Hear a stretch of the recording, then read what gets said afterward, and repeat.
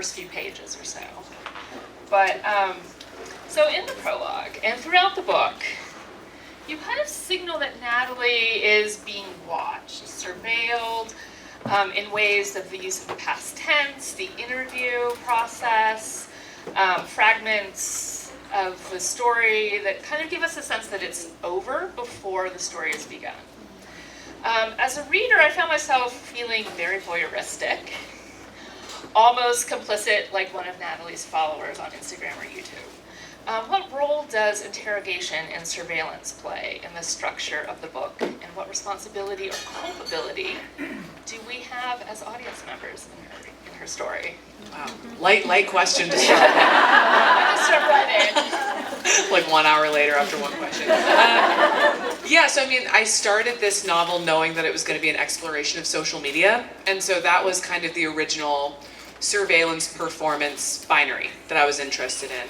But then the more that I worked on it, the more I realized that there were so many layers of this that I became so much more interested in exploring, because I think that they felt more pertinent to my life. I felt like they would be more relevant to a lot of people who aren't influencers. And so one, I would say, is Natalie's relationship to religion. Natalie has a very transactional relationship to her religion. I don't think she has a deep spirituality. I think that she has grown up thinking that basically she will behave in a certain way and the Lord will reward her for behaving in a certain way. And so she performs in a certain way, he surveils her in a certain way, and this is the exchange that she has with her faith. And so when I started to understand that as kind of the bedrock for her, fundamental understanding of the world, it just started to sort of spider web out, where I would think about, her feeling surveilled by her children, and then her performing for her children, and then, her feeling like her husband was always watching her, and then kind of her always watching herself and performing for herself. And so it very quickly turned into kind of a funhouse mirror. And I will just speak for myself. I very much think about that all the time now. Like this is my first published book. I am thinking all the time about how to look like an author, Like I am not like this when I'm home with my husband, and so I'm performing right now. But I'm also kind of performing when I'm with him, and I don't really know if there is any one cumulative identity. And so I do think social media is the way in, but it can be discussed in so many other ways. Excellent. And I think that idea of performance continues throughout the book pretty prevalently. And the different layers of performance that we have in it are really important, because we don't really know who Natalie is, and I'm not convinced that she knows who Natalie is. Yeah. So at times, I also kind of felt like I was reading a play. Thank you. Especially what a compliment. The prologue, there's the angry women, the capitalization of angry women reminded me of a Greek chorus.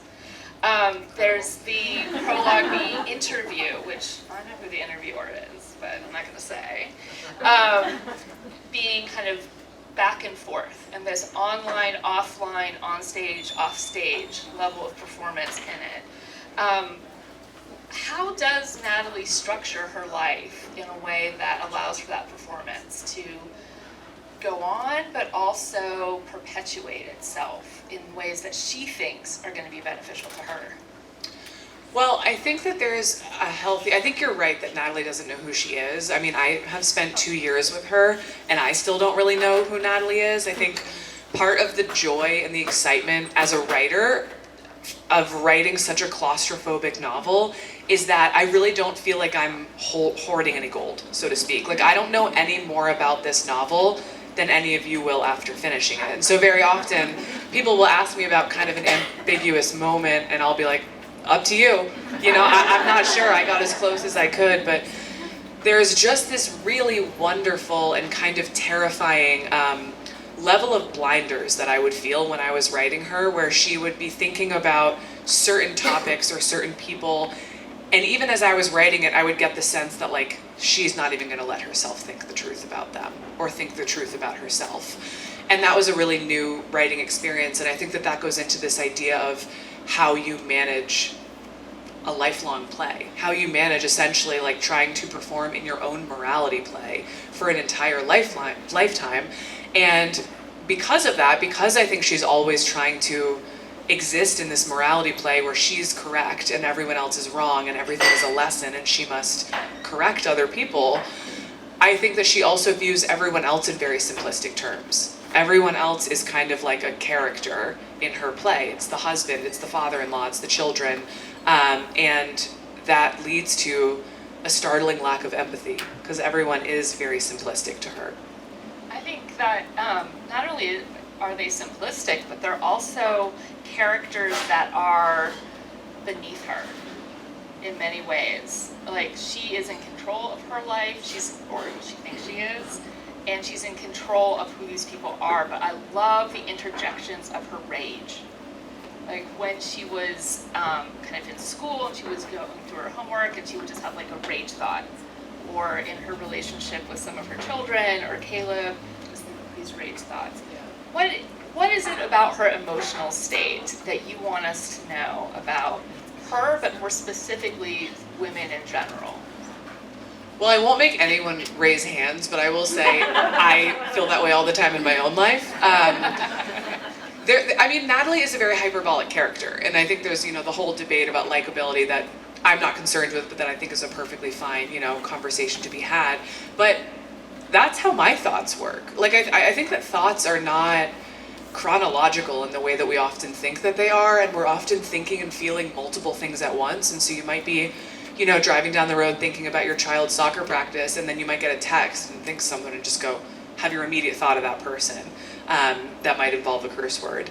And so I think that was kind of what I was drawing on more than anything, and I think Natalie kind of reflects that in the most hyperbolic ways, but that actually felt more, that was one of the elements of her that I related to more than other elements of her. I don't know if that fully answers your question. Yeah, I think that's something that anybody, almost in any circumstance, can understand, that you have a level of anger, and those aren't always the emotions that you express, but they're emotions that pop into your head. And so I think that made her very real.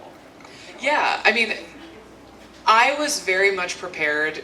I'm sure Natalie is a divisive character, but I was very prepared for her to be even more divisive than she is, and it has been the most shocking experience to have so many people come up to me who are mild-mannered and gentle and will kind of speak in a low voice and will just kind of say I like Natalie so much. And I really think that there are certain elements of human nature that we will never publicly say that we relate to, but that are maybe more relatable than we would want to think. And I think that the disparity between what she thinks and what she says is marked in this novel, but I really do think it might be closer to how most people are than we would maybe be willing to admit. Do you think that's why people are so attracted to her? She's not a very likable character. If you met her in real life, she's very critical of people. She's very hard on herself and hard on the people around her. But there is a pull toward her in a way that I think sometimes other characters that are not likable don't necessarily have. What do you think pulls us to her? I can only speak for myself. I think Natalie wants so much.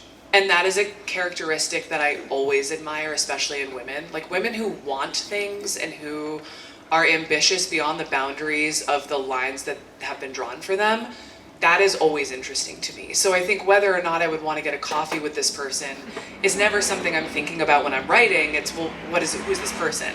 And again, this book is not a morality play. The point of it is not whether she's good or bad.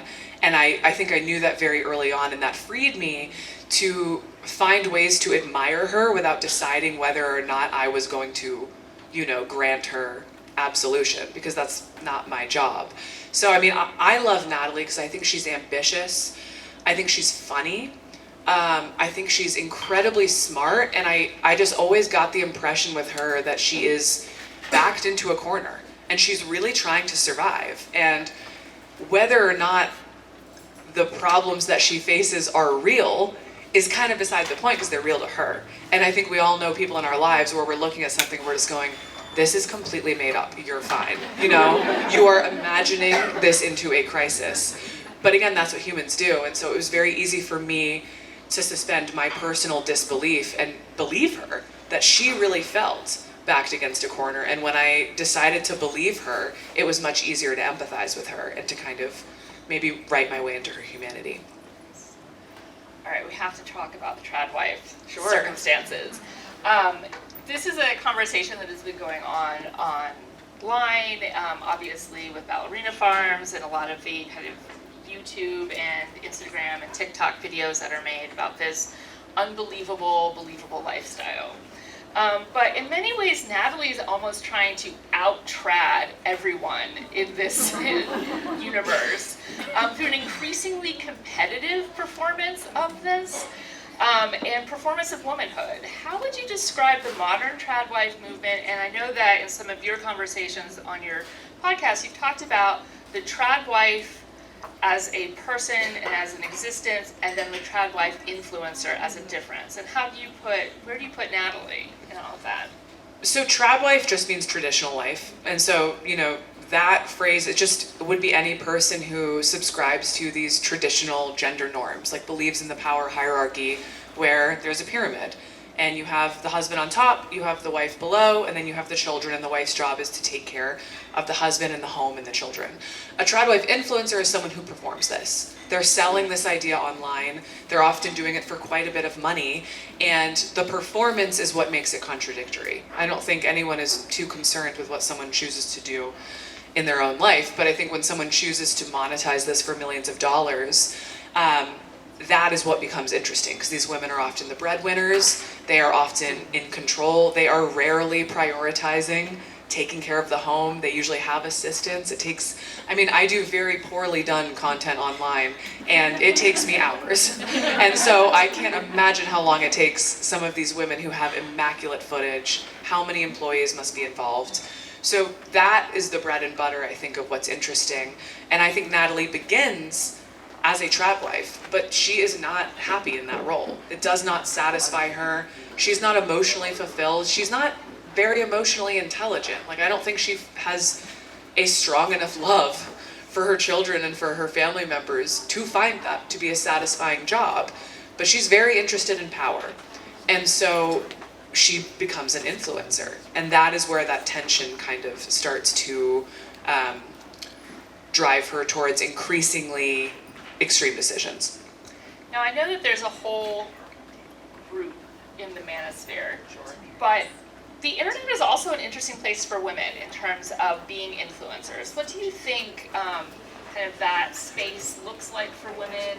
How do women navigate it? And is it something that we can learn about womanhood in the 21st century through the lens of being an influencer? Well, there are so many different types of influencers at this point. I think I have been called an influencer on so many occasions, and I do not support that label. I do not adhere to that. But on more than one occasion, there was an article about an influencer who had sold a novel, and that was me. And it's gonna take me a while to get rid of that resentment. But no, I think it really depends on what type of influence you're talking about, because we're now living in a time period where it is omnipresent. You have fitness, you have politics, you have education. Anything that is a topic is something that will be influenced upon. And so, you might have a children's influencer like Miss Rachel, who occupies a very different space, not just in the internet, but in our reality than, a Kim Kardashian. And so I will say that I think women have to, if you imagine the world of influence as one of those dark rooms with all the lasers where you're in a museum heist and someone has to go through all the lasers to survive, there are 10 times as many lasers for women as there are for men. There are just so many more expectations about how you present online. There is so much effort with aesthetic that even if you're an educational influencer, you suffer beneath, that men do not. And so I would say that all of the practical realities that existed in our world before the internet are there, and they are just tenfold amplified more than they were before. All right, so I know that there are a couple of historians in the room, and I have to ask. Oh no. Have to ask a historical question. How important is the mythology and the romanticization of the past in this So book? that was your question. I thought you were I'm going not to gonna give you a quiz. Not gonna give you a quiz. Well, but like specifically, like the 19th century American frontier, just like has this like chokehold on us, like from Little House on the Prairie all the way up through what's happening today. Like, I think there was a Little House on a Prairie trailer that just dropped. There's like yeah, a new there's like a new show that version they're of doing. it. Yeah, Yeah. bring it back. Yeah. Yeah. So like, how does that like romanticization affect her existence in the book? And you can talk broadly about what that means.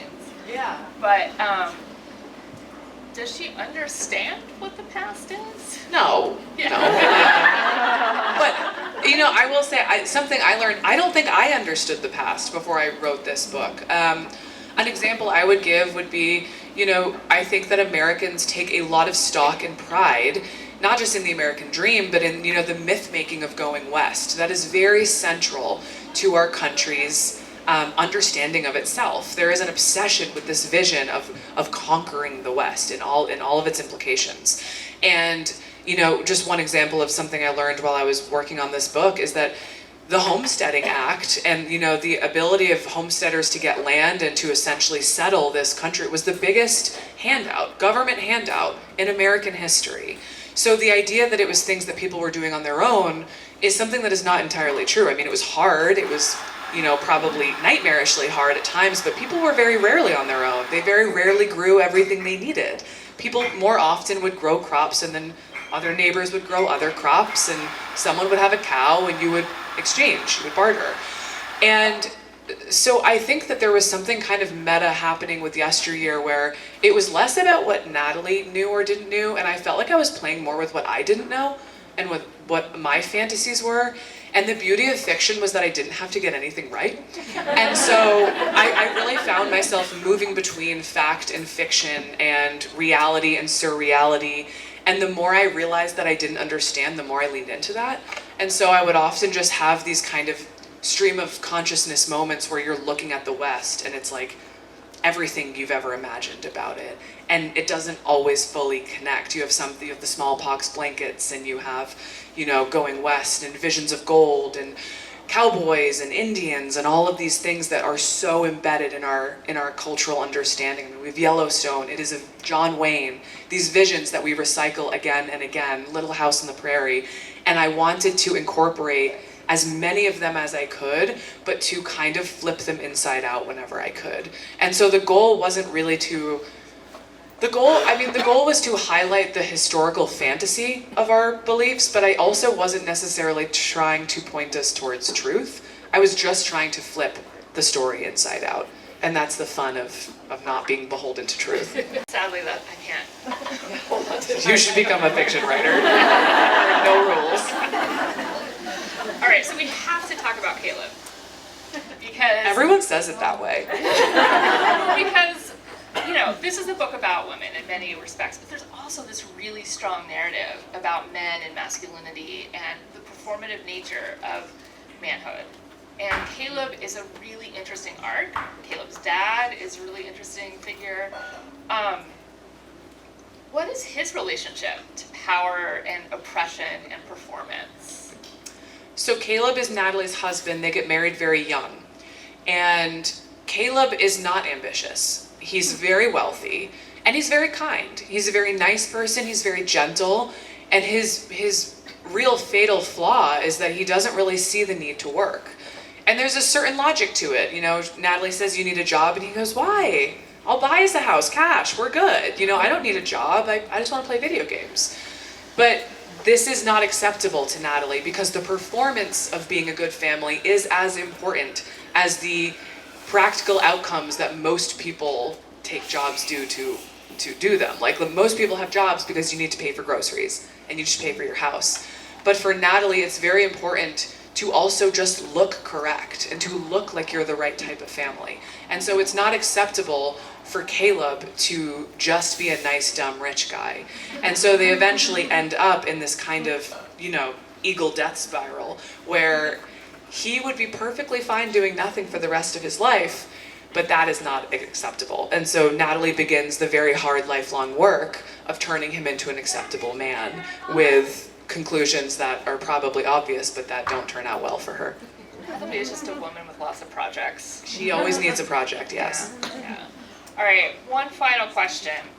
There are a lot of characters in this book, especially like secondary and tertiary characters, and we don't know really what happens to them, which is very natural. Kind of get a slice of life. Are there any characters you would like to revisit and continue their story?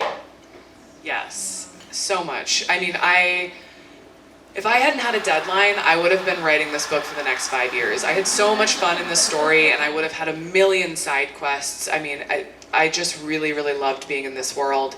Yeah, I mean, I would love to spend more time with Shannon. I would really love to spend more time with Mary. Mary is probably a character that I spent the most time thinking about. I would love to see the world through Maeve's eyes. And then Clementine would probably be the characters that I wish. And I mean, Natalie has a mother and sister that I always wanted to spend more time with, and I was always just fighting with my editor to keep it concise. All right. Well, excellent. Well, Lynn, I think we need to open it up for questions. Do you want? Just yell your question. Be loud. The first question's the hardest. Robin will choose you, so hand in the air. Give me a reason to choose. All right. I think I saw a hand back here first. Hi. I'm raised in that. I didn't know what he told me. My question is, with your writing process, do you listen to music, and you do what is kind of the playlist looking like? So when I was writing Yesteryear, I went through what I would describe as a sensory vacuum. I didn't read anything. I didn't listen to anything. I wasn't doing my podcast at the time. I wasn't listening to podcasts. So it was very quiet. And that's not a hard and fast rule. It wasn't intentional that way.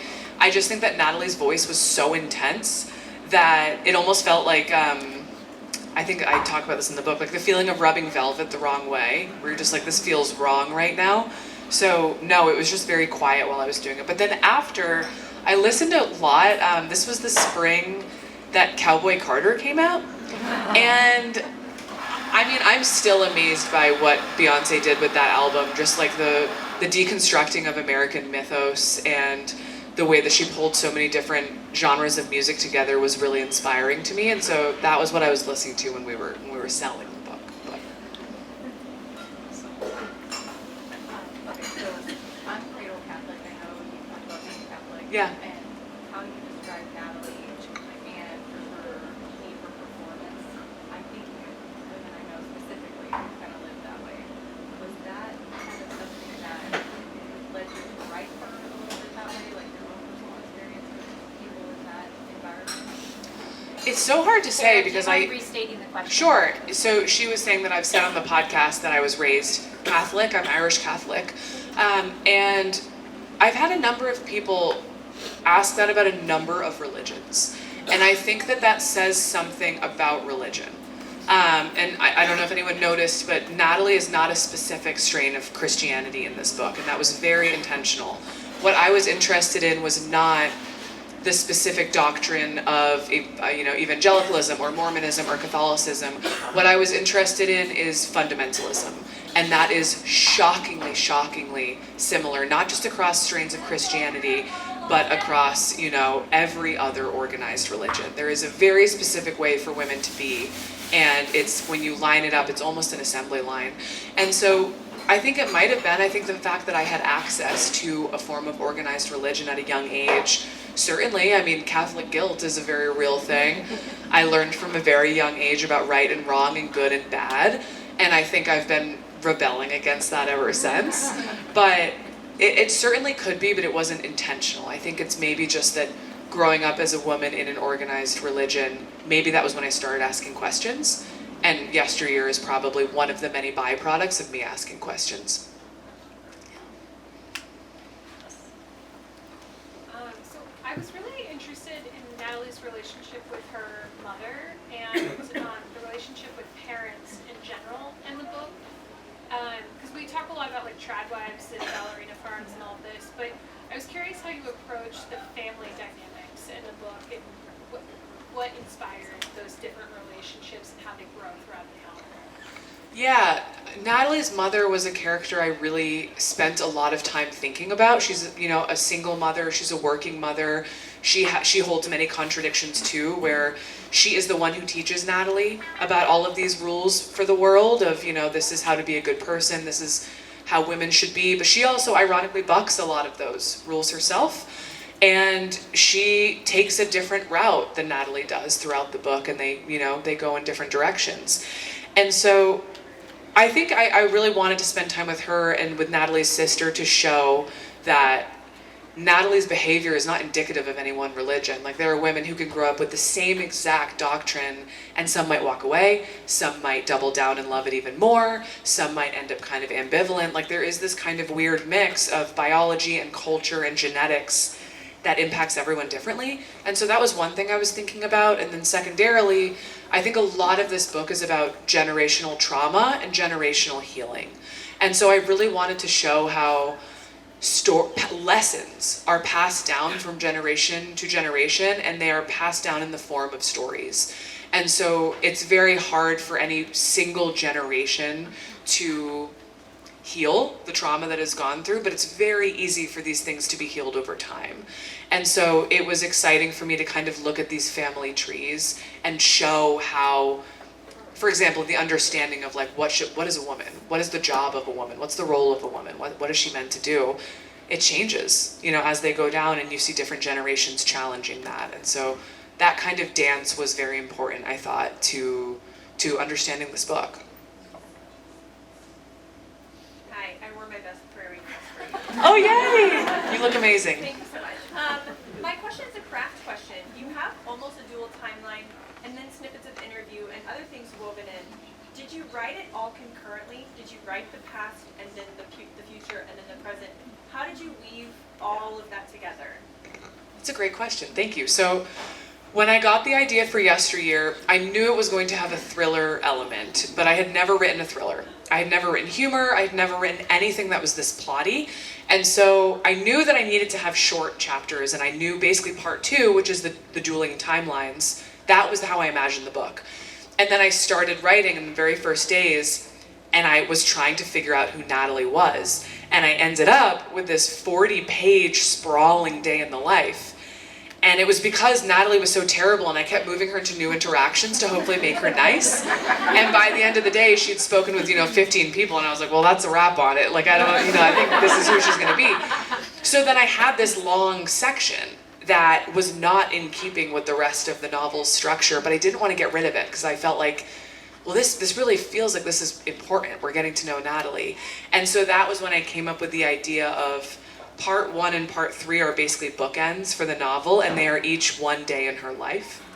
And they are arguably the 2 most important days of her life.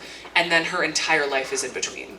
And so it was basically, the structure ended up me being troubleshooting that 40-page section and wanting to find a way to fit it in a thriller that usually wouldn't allow for that. To piggyback off that craft question is, how many drafts did you do, and what was your process going through revisions for that? So before I sold it, it was just 1 draft, which will never happen again. But from there on, I was just working on it nonstop for 1.5 years. So with previous writing projects, I had more formalized drafts, because I would work, say, for 6 months, and then send it out to people, or pause and go to grad school or whatever.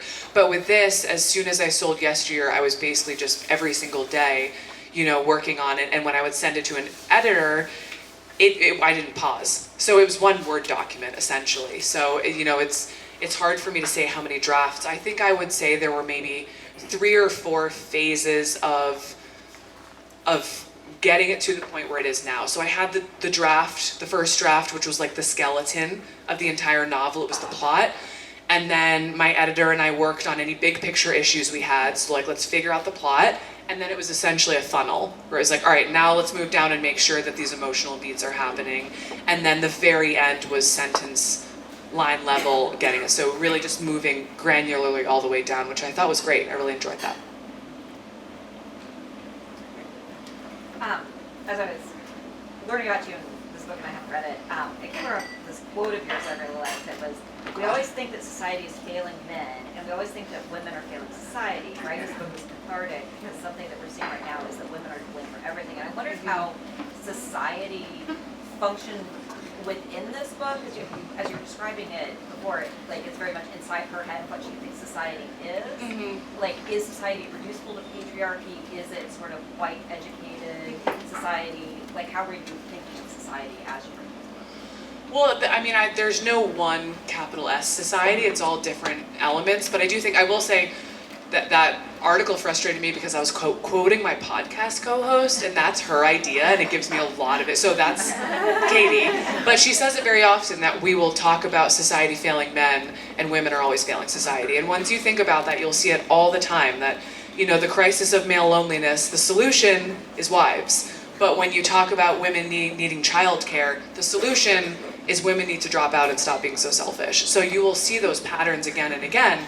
But I think the society in Yesteryear, I mean, first and foremost, Natalie disavows it. She disavows the world. That's, you know, a very, very early decision she makes. She has a very binary understanding of capital S society. And I think she perceives it as coastal elites would probably be in all of the implications of what that means. And so I think that, you know, there are so many different elements to view that through, but I think gender is probably obviously the most relevant one for this novel. And I think Natalie, the irony is that she feels very victimized by society, but she would probably blame women for all of society's ills. And that is again, the tug and pull that goes on in her head, where she would say, women should be staying at home. Everything would be better if women were at home and doing their jobs, but she doesn't want to do that. And so she is constantly tying herself up in knots intellectually because her political beliefs about the world do not align with her personality, and that is a problem. And you see that with a lot of influencers in that space, that they think women shouldn't have jobs, but they are making millions of dollars with their jobs while nannies are watching their kids. So there are many contradictions. All right, I think we have time for one more question. I loved this, devoured it in, Oh, thank you. like in one sitting. It was fantastic. When you sat down to start writing this, when you had this idea in your head, did you have the entirety like figured out, or did it evolve? And I won't say how, but was that all part of it from the very beginning, or did any aspects of it surprise you? So much of it surprised me. This project was so much fun because it was always surprising. I knew the twist. I knew the twist I wanted from the jump. My agent made me tell her. She was like, this is heavy. So I need to know where this is gonna end before I spend all this time working on your draft with you. And so she made me tell her the ending that I proposed. But the biggest change is I thought Natalie was gonna be nice. I really imagined, I did not think that the book was gonna be thrust forward by such a controversial woman. I imagined a very likable, very plucky protagonist, and I imagined that the real villain of the novel was going to be her husband. And her voice was shocking to me. Like, it changed everything. Every single decision I had to make from there on was defined by Natalie and was defined by her behavior. And that's probably also why I love her. Like, she completely ran the show, and it was such an incredible creative experience to be like, oh my God, everything has to go around her. Everything. So that was a shock. And then the humor. I didn't plan to write humor. So that was a shock as well. I think I thought I would know more what it was. And even now, when someone asks me, I struggle to pick the genre that I would put this book in. And a little behind the curtain for you, we were late on a cover for every single edition because no one could agree upon how we were going to market it. US, UK, foreign markets. We were completely unsure how we were going to sell this book. Is it a comedy? Is it a coming of age? Is it like an abstract lit fic with like the bright squiggly letters that you see in the front? No one knew. And we really debated for a long time. So that was, again, I've never had that experience, and that terrified me the whole way through. That I didn't know how I was writing it. I didn't know how to compare it. And that's, I think, why I tried to write quickly, because I really didn't know what I was doing. One more? Yeah. Okay, all right, we can have one more. So thank you so much for being Oh, here. thank you. Thank you. I guess my question is more maybe for you in some ways than the Beth book, because I mean you're on tour, and then you and Katie are on tour. So thank you for that as well. And you kind of talked like this was like your kind of your third novel, but your first novel. Yeah. So I guess I'm curious for you, like and then there's the surprise that came out in the Caro episode. And so I guess You can share it. I'm not sure. I'm pregnant. I don't want to, spoilers. And so I guess my question for you is, I mean, this novel obviously blew up, and so for you, I guess I'm just wondering, like, what is that like for you as a person? To have so many things going on all at the same time, because you wouldn't know necessarily anticipated that this was going to be what it is. And for to be torn with, I mean, so many things all at once. So I guess. Thank you. I love women. That's so nice. Thank you. Every day, I'm on a day by day experience right now. Like I found out about the New York Times on the way here. So, that's okay. So I mean, just quite honestly, it has been so shocking, and you also mentioned that I said in my podcast that I had written 2 manuscripts before, just for anyone who doesn't listen. So I've been writing for a decade. So this was a long time coming. It's shocking. It's completely shocking. I knew that this book was going to make some level of impact. Like there was just a lot of momentum behind it, but I had no expectation how thoughtfully readers would engage with it. I have readers who will teach me about my own book every night. I had someone 2 nights ago come up to me and say, "Did you intentionally have Natalie be turning 33 and entering her Jesus year when she gets crucified?" And I was like, "No." So I feel like I'm a student so much with what's happening, and I think that helps me maintain my sanity, because like I said, I have no interest in being an influencer or being a public figure, but I'm so proud of the book, and so I'm really excited that the book will hopefully very quickly eclipse me, because that's how it should be. The book should live on its own, and if someone wants to learn about me, they can, but they shouldn't have to. And so that's exciting, is seeing Yesteryear enter the world and rise above me and hopefully live beyond me, is the hope. Great. I think, is that it? All right. Well, thank you very much, Caro. Thank you so much, everyone.